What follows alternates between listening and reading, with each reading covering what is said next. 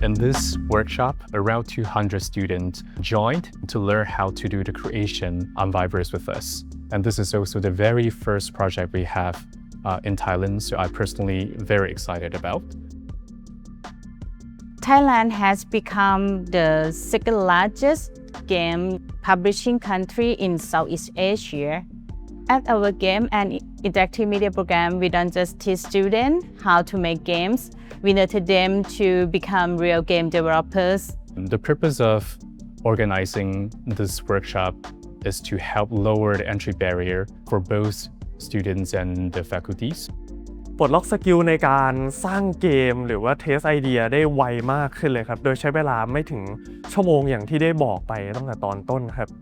ไม่จำเป็นที่จะต้องไปพิมพ์มั่วไม่จำเป็นที่จะต้องพิมพ์อะไรแบบนั้นเลยค่ะคือเราสามารถเรียนรู้แล้วก็สามารถที่จะพัฒนาเพื่อที่จะทำเกมที่หรือว่าอยากที่จะเล่นเฉยๆได้เลยค่ะ